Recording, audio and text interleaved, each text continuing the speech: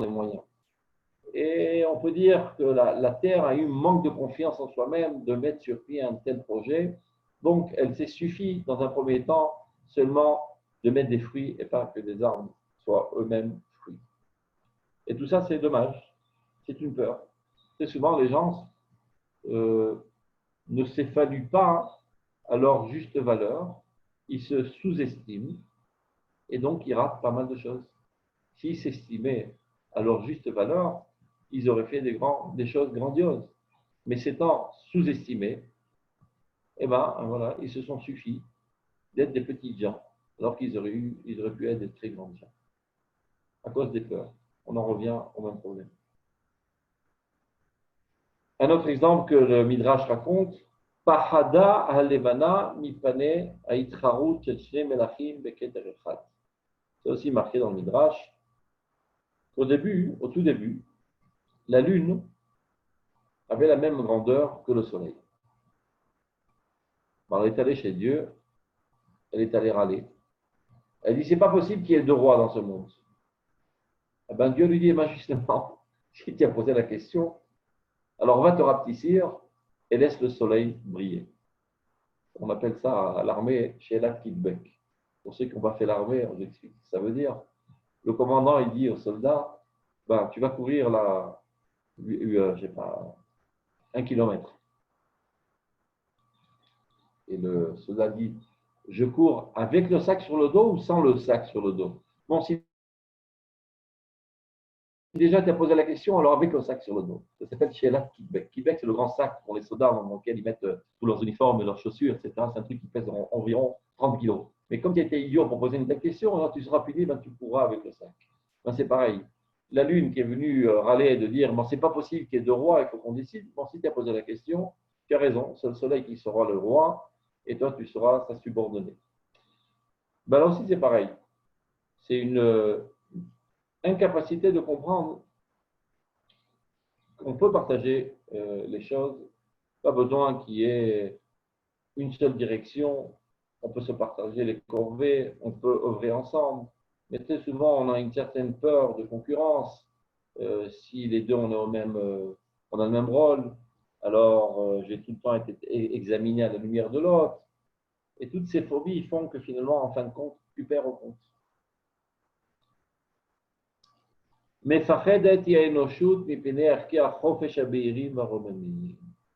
L'humanité entière aussi a peur des valeurs de liberté les plus claires et les plus hautes. Elle a peur de la liberté. Et alors, elle s'emprisonne. Elle s'emprisonne dans toutes sortes de conceptions idiotes. Elle s'emprisonne dans un matérialisme extrémiste. D'être peur d'être trop à l'écoute de son âme, qui l'appelle constamment et qui lui dit « retrouve ta véritable nature ». Oui, ma véritable nature exige de moi un effort constant, car il est vrai que la nature humaine est bonne, Elohim asa et Adam yasha, mais nature ne veut pas encore dire automatisme. Ça veut dire que le chat a une nature, mais de plus, sa nature est automatique, elle est instinctive. Ça ne demande aucun effort pour un chat d'être chat, de se comporter totalement, entièrement, selon sa nature. De manière instinctive, sa nature gère son état d'agir, sa manière d'agir. L'homme aussi a une nature, mais sa nature n'apparaît pas de manière instinctive. Cela demande de lui un effort constant. S'il se laisse aller à la facilité, ben il sombre vers les aspects animaux qu'il y a dans sa personnalité, car nous n'oublions pas, l'homme descend du singe. Donc il était sage. Il s'est élevé au niveau de l'homme, mais il y a encore en lui cette dimension animale. Il y a en l'homme des tendances animales, et si tu ne t'efforces pas constamment à flotter, eh bien, tu sombres dans l'eau. C'est comme ça. Si tu nages pas constamment, tu coules. Donc, pour vivre naturellement, cela demande un effort constant. Ne pas se laisser aller à ses instincts animaux et de lutter constamment Et ce n'est qu'alors que tu décèles ta véritable nature et que tu es un homme libre. Car qu'est-ce que c'est un homme libre? C'est quelqu'un qui se comporte selon sa nature et non pas par toutes sortes de lois extérieures qui l'obligent à agir de cette manière ou d'une autre. Donc d'être fidèle à sa nature, c'est d'être un homme libre. Comme il est dit, va mirtav Elohim, harut ala luchot. L'écriture divine était gravée sur les tables de la loi. En hébreu, gravé, qui se dit harut, c'est la même racine que cherut, qui dit liberté. La loi divine n'est autre en fait que le dévoilement de Dieu, de notre nature. Dieu nous fait savoir quelle est notre nature. Donc, El Chaben Chorim, El Amishosek Torah. Tu n'as de véritable homme libre que celui qui se comporte à la lumière de la Torah, c'est-à-dire sa propre Torah qui est gravée dans son essence. Et bien, il y a la Torah du peuple d'Israël, il y a la Torah des Juifs, il y a la Torah des chats, il y a la Torah des fleurs, il y a la théorie de vie, les lois de vie. Mais l'humanité entière aussi, elle a sa Torah. Tu ne voleras pas, tu ne tueras pas, tu ne feras pas d'inceste. Ce n'est pas tellement compliqué d'être un véritable homme. Il y a la morale humaine qui est en fait les lois de vie normales de l'être humain. Ça ne demande pas tellement d'efforts. Par contre, la Torah du peuple d'Israël, ça demande beaucoup plus d'efforts. C'est 613 mitzvot. Chez les goïms, seulement 7 mitzvot. C'est vrai que ce n'est pas évident parce qu'il y a des instincts sexuels qui t'attirent vers quelque chose de social. Donc il faut surmonter ses bassesses. Mais disons que c'est faisable, ce n'est pas tellement dur. Et malgré tout, c'est plus facile de se laisser aller à des comportements animaux. Donc elle a peur. Elle a peur de ce défi. Elle bouche ses oreilles. Elle ne veut pas écouter l'appel constant de son âme. Donc, pour ce faire, elle s'invente une civilisation bruyante, assourdissante, de manière que le bruit extérieur empêche d'écouter la voix intérieure, par peur de devoir renoncer à tout sort de plaisir vil et bas. Donc,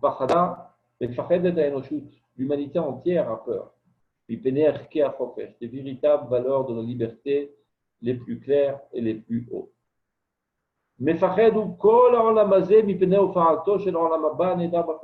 manière plus large, tout ce monde-ci a peur du monde à venir.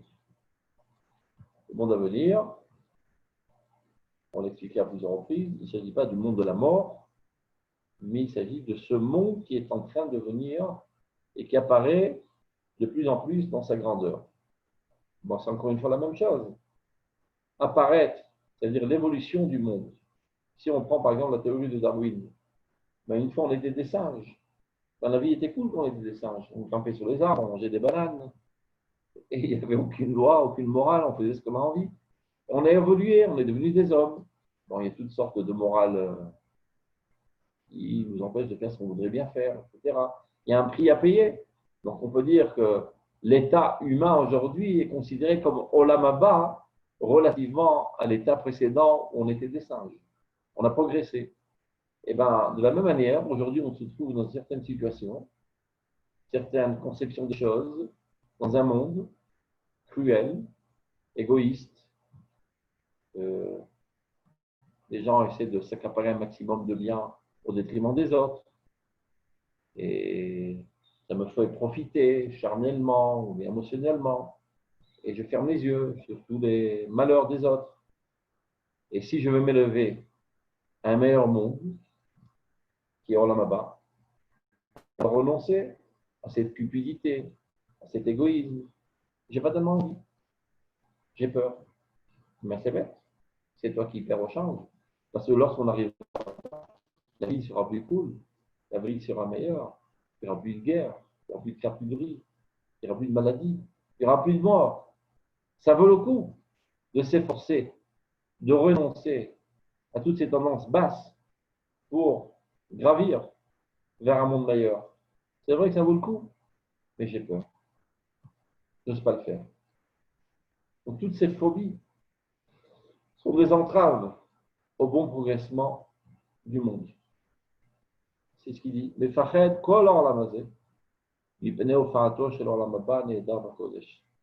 seul qui n'a pas peur, c'est le peuple d'Israël. C'est lui qui a pris la responsabilité de l'humanité entière. De dire, c'est pas parce que pour l'instant ce sont des tartes qu'on va les laisser crever. Eh bien, c'est nous qui allons les drainer.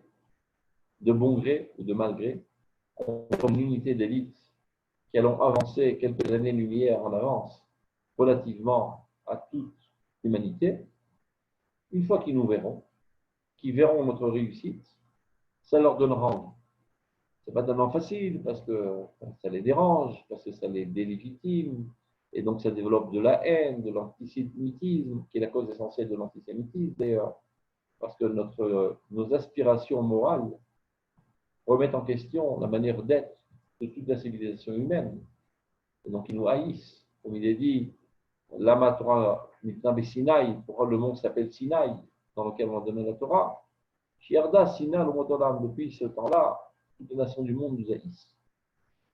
Bon, c'est vrai qu'on a inventé des millions de théories, quelle est la cause de l'antisémitisme, parce qu'ils prêtent avec intérêt, parce qu'ils sont communistes, parce qu'ils sont socialistes, parce qu'ils sont capitalistes, parce qu'ils bougent partout, parce qu'ils nous cassent les pieds, parce qu'ils sont partout des juifs. Et des millions de théories. Tout ça ne sont que des prétextes. La véritable cause, c'est que nos aspirations morales et notre morale, qui est bien en delà, malgré notre médiocrité pour l'instant, mais malgré tout, est bien au-delà de la morale quasi totale de l'humanité, délégitime leur existence, leur manière d'être. Et donc, ils se sentent un petit peu amoindris par nous. Donc, l'instinct de conservation qui se sent en danger par l'existence même d'Israël fait qu'ils veulent mettre à mort le peuple d'Israël. Mais ça, on le savait par avance. On a quand même relevé le défi. On a pris d'avance sur l'histoire, par amour de l'humanité et par courage, on continue de progresser vers le Olam Haba pour transformer tout ce monde-ci en Olam Haba. Pour relever toute l'humanité, la connaissance de Dieu, qui veut dire la proximité de Dieu, qui veut dire un comportement moral tel que Dieu voit le monde tel qu'il doit être.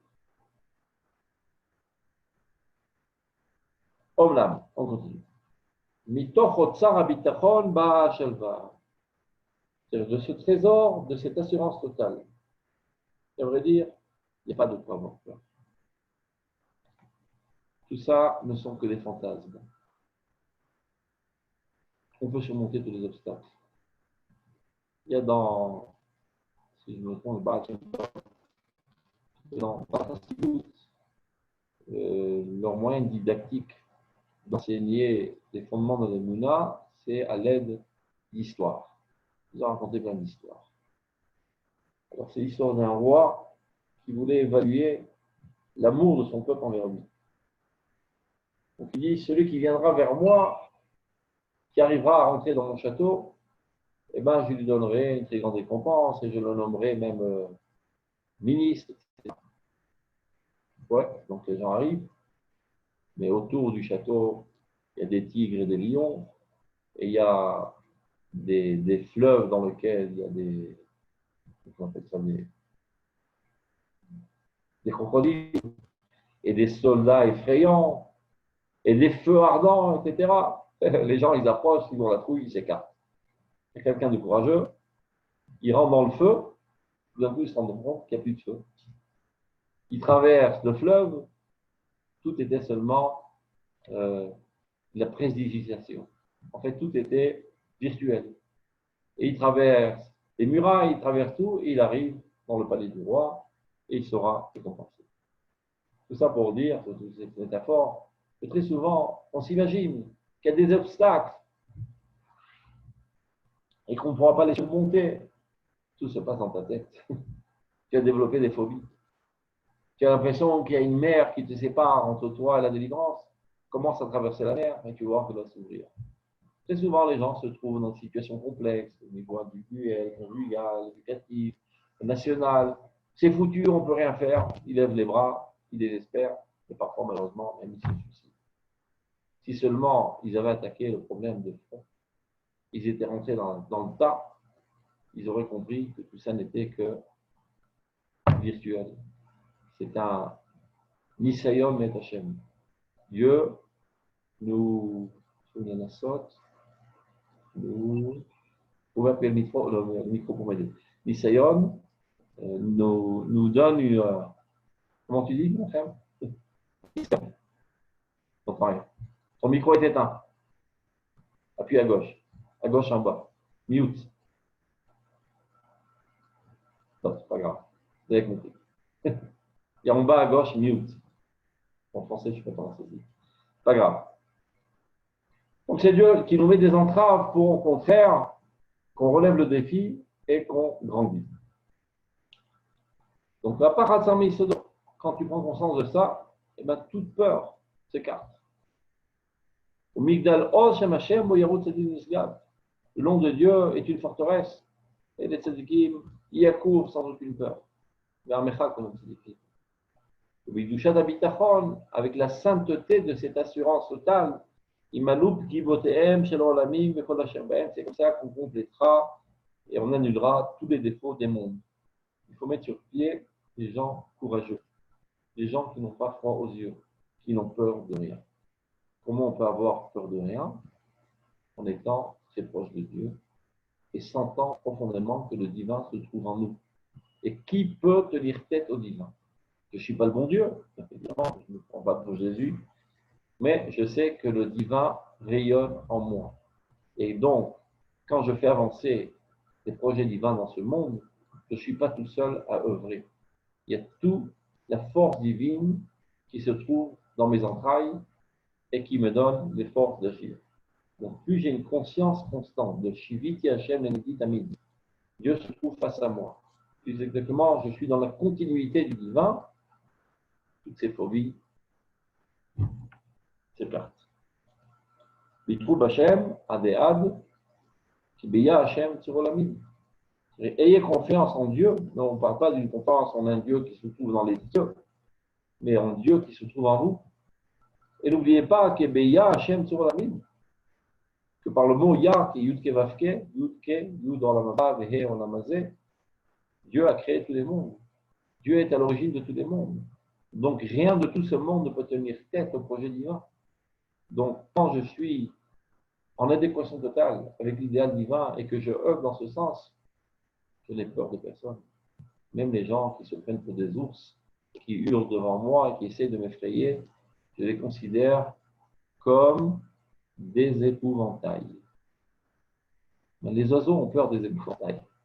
Un être humain n'est pas censé avoir peur d'un épouvantail. On raconte une histoire, si on veut parler un petit peu de politique, parce qu'aujourd'hui c'est actuel, avec le projet satanique de notre cher ami Trump, qui nous propose le projet du centenaire, camouflé par une volonté d'établir la souveraineté sur les implantations juives, et qui, à vrai dire, veut dérober de nous 70% de la Judée-Samarie. Ben, il y a des juges qui ont peur. On ne va pas aller contre l'Amérique. Mais... J'ai un ami qui s'appelle Efi Etan, qui était lui aussi dans le gouvernement, et avant d'être dans le gouvernement, était un grand commandant dans l'armée d'Israël. Il me raconte qu'un jour, je suis allé en tourisme en Alaska. Et il y avait un guide qui nous expliquait comment nous promener. Vous savez qu'en Alaska, il n'y a pas que des petites brebis, il y a aussi des ours. Et un ours, c'est assez grand. Ça fait au moins 2 ou 3 fois plus grand qu'un homme. Et c'est très fort, ça court très vite. C'est-à-dire si tu le rencontres, tu n'as plus le sens de t'échapper. Alors les gens qui étaient dans le groupe, les touristes, ils disent au guide, et qu'est-ce qu'on fait un ours en route? Parce qu'on va se promener tout seul dans la neige. Eh bien, il dit tout simplement, tu le regardes dans les yeux et tu lui dis, écoute, monsieur l'ours, moi je suis un homme et toi tu es un ours. La terre appartient avant tout aux hommes. ils leur disent, les touristes, dis-moi, tu te fous de notre gueule et tu crois que l'ours, ça comprend ce qu'on dit? Il dit, il faut prendre que lui. Donc, il était un petit peu perplexe, disons. Donc, il commence. Il raconte ce Eféta qui est quelqu'un bien bâti et bien musclé, mais quand même, il est en train de pêcher des poissons. Et tout d'un coup, il entend des pas, il se retourne, il voit un ours blanc énorme, qui fait au moins 2 fois sa taille. Je suis resté sidéré de peur, je ne savais pas quoi faire. Après, je me suis souvenu des conseils de ce guide. Alors, avec beaucoup de courage, je l'ai regardé dans les yeux. Je lui ai dit, il a dit ça en anglais, j'ai repris un bear, un truc comme ça. Monsieur l'ours, je suis un homme, c'est mon territoire. Eh bien, vous ne croyez pas, il a donné le dos, il est parti. Moussa Rasquet. Apprenons la leçon. Donc, il y a des gens qui se prennent pour des ours, là, comme les Américains. Et nous, on est une petite brebis parmi 70 loups. Alors, cette brebis, elle n'est pas tellement faible. Elle ne doit pas oublier que Dieu se trouve en elle. El Goel, Chazak, Betochen. Un grand Dieu et puissant se trouve en nous. Et c'est lui qui fait tous ces prodiges et qui nous a menés jusqu'à présent. Donc, ce n'est pas parce qu'il y a un nouveau canard, Donald, qui fait l'ours, qu'on va être apeuré. Il faut continuer de garder le principe de base. Eretz Israël est à nous, et nous a donné un Kadosh Baruch Hu, et ainsi sera-t-il. Sans aucune peur. Il est interdit d'avoir peur. C'est un Issur d'Oreita. Notaguru Mupeneish. Il est interdit d'avoir peur des hommes. Alors, pourquoi la peur existe dans l'homme? Encore une fois, cette faute de la peur, il faut la ramener à sa source. C'est pour ça que le Rav Sudam, il a pisqué d'avant. Et quelle est la source positive de la peur? La crainte de Dieu, et pas la crainte des hommes. Maudit soit l'homme qui s'assure, qui trouve sa sécurité sur l'homme. Maudit l'homme qui a peur de l'homme, ou bien qui prend sa sécurité chez l'homme. Et béni l'homme qui trouve toute sa sécurité dans les bras de Dieu. Il faut toujours savoir que quand je fais avancer les idéaux de Dieu, je n'ai pas froid aux yeux, je n'ai peur de personne. On continue. Gimel. אין לשער ולהעריך את גדולת העושר, שצריך האדם לחוש בעצמו ברוב קורת רוח מתוך אותו הצער העדין המצער אותו בעת אשר רוח הקדושה וטהרה של התשובה חל עליו, בעת שהוא הולך ומשוטט ברעיון הבוער בעושר של חרטה גמורה על כל חטאיו ועוונותיו ופשעיו, ונשמתו מתרפקת באהבה על הוד הקדושה והשלמות, מתרפקת הדודה יוצרה ומחוללה מחולל כל ברוך הוא. J'arrête là parce que c'est trop long la phrase. On reprend. Incommensurable. La grandeur du bonheur que l'homme doit ressentir avec beaucoup de paisibilité suite à la douleur délicate qui le fait souffrir lorsque l'esprit saint et pur de Teshuvah repose sur lui. Ça paraît paradoxal. Bonheur, souffrance, douleur. C'est vrai que quand je fais un examen de conscience et je me rends compte de toutes les gaffes que j'ai faites, des caractères qui ne sont pas tout à fait au point, et bien ça me met un petit peu mal au point et ça me rend dans une certaine douleur. Et donc, suite à cette douleur, je pourrais me sombrer vers la tristesse. Il leur coûte, tu te trompes. Au contraire, ceci est censé t'amener un bonheur intense. Car, si tu ressens de la douleur suite à un examen de conscience et d'être arrivé à une conclusion que ta situation n'est pas morale, ça prouve que tout ton être manifeste contre le mal. Tu as un dédain et un dégoût profond du mal que tu as fait. C'est ça qui t'amène à cette douleur profonde. Qui c'est qui se sent mal dans sa peau quand il fait le mal? Quelqu'un de bien ou quelqu'un de mal? Évidemment, quelqu'un de bien. Quelqu'un de mal, foncièrement mal, ben, quand il fait le mal, il est exactement dans son décor adéquat. Un rat, il se sent pas mal dans sa peau quand il nage dans les égouts. eh ben, c'est son ambiance naturelle. Mais quelqu'un de délicat, de propre et d'hygiénique, qui est obligé momentanément de nager dans des égouts d'habits pour se sauver des ennemis, comme on fait au ghetto de Varsovie, eh ben, je sens vraiment mal au point pendant cette période. Donc, si ton âme, maintenant, suite à cet examen de conscience, se sent si douloureuse d'avoir fauté, ça prouve que ton âme est très pure. Donc, sois joyeux, sois rempli de bonheur. Et c'est comme ça que tu inverses tes états d'âme. Tu risquais, qui était un cheveu de sombrer vers le désespoir, à la tristesse, est venu le Rafouk, par cette astuce géniale, t'amène avec ça à un bonheur intense.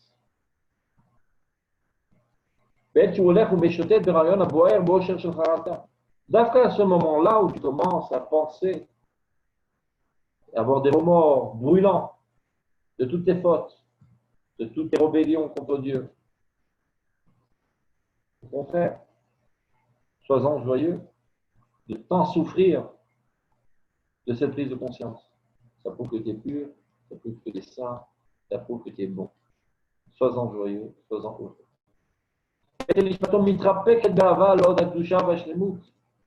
À ce moment-là, sache que tu es en train de t'embrasser, de t'enlacer avec la splendeur de la sainteté, de la perfection divine. Et c'est pour ça que tu te sens si sale. Parce que si tu étais en train d'enlacer quelqu'un de sale lorsque tu es sale, tu te sens bien dans ta peau. Mais si tu es en train d'enlacer quelqu'un de propre et de pur quand il y a des habits dégoûtants, c'est là que tu te sens si mal. Donc le fait que tu te sens si mal, c'est parce que ça prouve que tu es en train de te rapprocher de la pureté divine. Cette âme est en train de s'embrasser, de s'enlacer de son bien-aimé. Yotzra, son créateur, ou Mecholela, c'est celui qui l'a mis au monde. Mecholel Kol Baruchu, d'ailleurs, c'est celui qui met au monde tout ce qui existe. À ce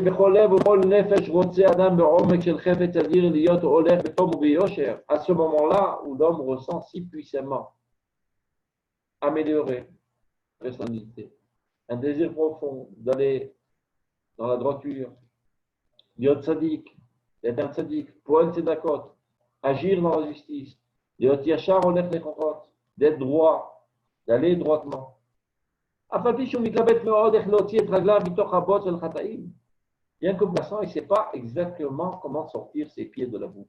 C'est-à-dire, il a seulement une volonté puissante de s'en sortir, mais il a les deux pieds dans les sables mouvants et il ne sait pas comment s'en sortir.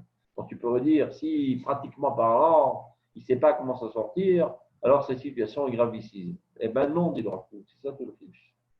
Si ta volonté est si puissante vers le bien, ta situation est au mieux. Bien que pour l'instant, il ne sait pas. Il ne sait pas comment y faire. Comment réparer le passé si sale.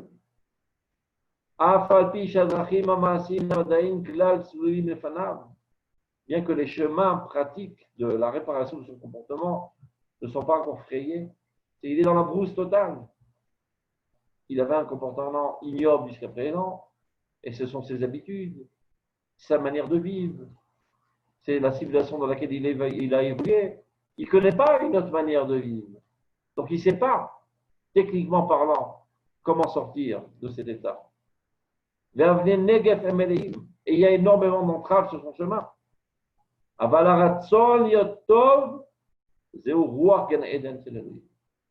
Cette volonté d'être bien, c'est l'esprit du paradis divin. Je me rappelle, Zichrono Livracha, le Rav Hanan Porat. C'est un grand tzaddik qui a fait énormément de choses. C'est lui qui a œuvré pour retourner au Gush Etzion, car son père avait été assassiné au Gush Etzion, qui était tombé dans la lutte pour le sauvetage de Jérusalem. Donc il étudiait à Merkaz Arabe.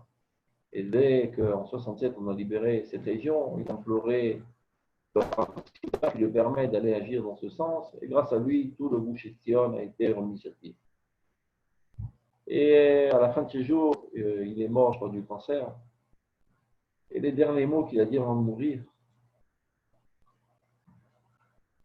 il cite J'ai essayé d'être bien.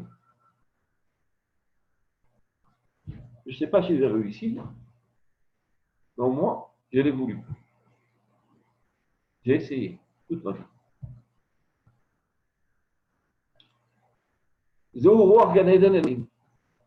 Ceci est l'esprit qui voltige dans le paradis. Donc ça, dit le Rav Kook, que lorsqu'apparaît en toi une volonté très puissante d'être bien, peu importe que tu ne sais pas comment y faire, peu importe que tu ne sais pas comment réparer le passé, peu importe qu'il y a encore des millions d'entraves devant toi, sache que tu es dans le bon sens. Encourage-toi, emplis-toi de motivation, de stimulation, sache que Dieu t'aidera, tu réussiras. Amenachev Vaneshama.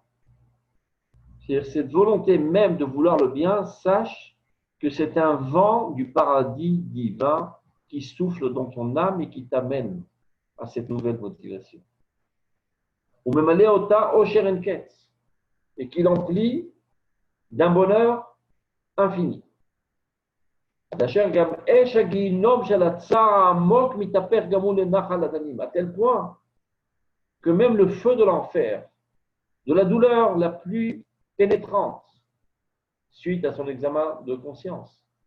Lorsque quelqu'un fait un examen de conscience et qu'il en arrive à la conclusion qu'il a énormément fauté, qu'il a énormément fait de dégâts dans sa vie, eh bien, il en souffre énormément. Ouais, mais ce bonheur intense qui provient de la volonté d'être bien, qui n'est autre qu'un vent provenant du Gan Eden, aura le dessus et le remettra dans une situation, dans un état d'âme positif.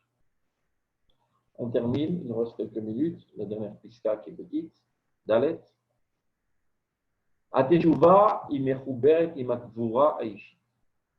Il faut savoir que la teshuva n'est pas une démarche qui est censée t'amener à un affaiblissement de ta personnalité comme pas mal le pensent. Et c'est ce qui réalise une entrave majeure à la teshuva de tout le peuple d'Israël. Les gens disent, maintenant je fais la vie, on verra quand j'aurai 90 ans, que j'aurai à 2 points de crever. Si déjà de toute manière je vais crever, alors pourquoi ne pas faire tchouva? Parce que de toute manière, faire tchouva, c'est crever. Alors laissons ça à l'approche de la mort. C'est une grosse erreur. La teshuva, au contraire, c'est intensifier toutes les forces de sa vie. Car teshuva, c'est retourner à Dieu. Et Dieu est la source de la vie. Donc si tu fais teshuva, tu es censé amplifier toutes les qualités de ta vie, toutes les potentialités de ta vie sont censées être mises à l'œuvre. Donc, la Teshuvah et Mechoubert et Imakvura, il faut déceler, dévoiler à l'humanité entière ce secret si important. Que la Teshuvah est profondément liée au courage, à la force de l'individu. Comme le dit le Pasuk, Ashrei ish yireh Hashem. Heureux l'homme qui craint Dieu. Sur ce, Chazal dit, Ashrei misheoseh teshuvah keshehu ish. Heureux l'homme qui fait teshuvah lorsqu'il est un homme. C'est-à-dire qu'il est un homme. Il est encore un homme.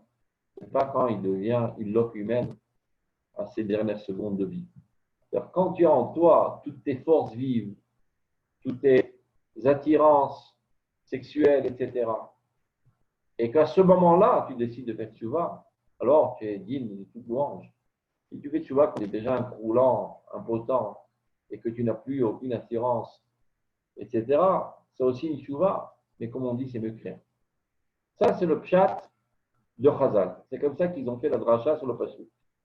Vient le Rav Kook et donne un pirouche révolutionnaire. Quand tu dis Ashrei misheose teshuvah keshehu ish, ça vient nous enseigner, n'attends pas tes dernières secondes quand tu seras croulant de faire teshuvah, fais teshuvah dans toute la vigueur de ta vie, et c'est ça la grandeur, c'est ça toute la force. Le Rav Kook lit ça de manière inverse. Vadavar lamed minyano, on peut comprendre de cela autre chose. Ashrei mishu ish keshehu teshuvah. Heureux celui qui continue d'être un homme lorsqu'il fait teshuvah. Parce qu'il y a pas mal de gens qui pensent que faire teshuvah, c'est de devenir une loque humaine. Faire teshuvah, c'est de renoncer à la vie.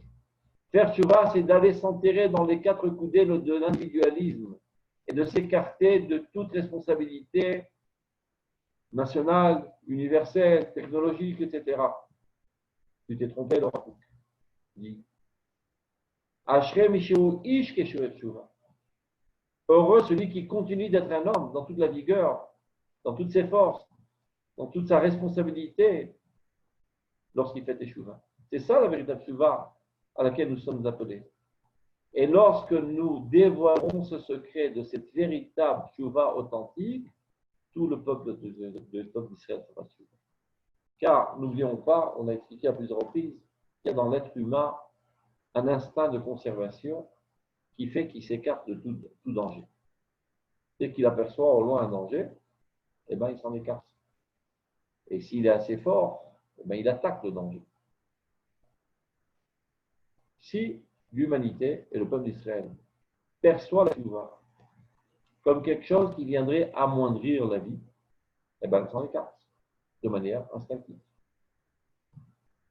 À plus forte raison notre génération, qui se caractérise comme étant la génération de la résurrection nationale, la génération des retrouvailles avec la vie. Après 2000 ans de survie, on retrouve notre vie dans toute sa vigueur. Donc, ce qui caractérise notre génération, c'est la vie dans toute sa plénitude, dans toute sa force, dans toute son intensité, dans toute sa vigueur. Le sionisme, qui est la tria léomique d'Israël, la renaissance du peuple d'Israël sur sa terre, élève l'étendard de la vie dans toute sa vigueur. Vu que pour l'instant, malheureusement, la teshuva est présentée comme quelque chose qui amène l'homme à se recroqueviller sur lui-même, à s'écarter de la vie collective, de la vie nationale, de ses responsabilités envers l'histoire, et de se soucier seulement de sa bedaine individuelle. Donc, la teshuva, telle qu'elle est présentée, réalise une entrave à la renaissance d'Israël. C'est ce qui fait que le sionisme attaque de front la religion, pensant que la religion est une entrave à la renaissance d'Israël. C'est ce qui fait que l'État d'Israël ne pense pas qu'il faut amener les Juifs à la connaissance de Dieu, à la morale, à la religiosité. Au contraire, il faut l'en écarter. C'est un poison. C'est un opium. Lorsque nous dévoilerons, d'abord dans un premier temps au peuple d'Israël, quelle est la véritable teshuva? La véritable teshuva, Ashrei Mishéou Ish, Keshuva c'est teshuva.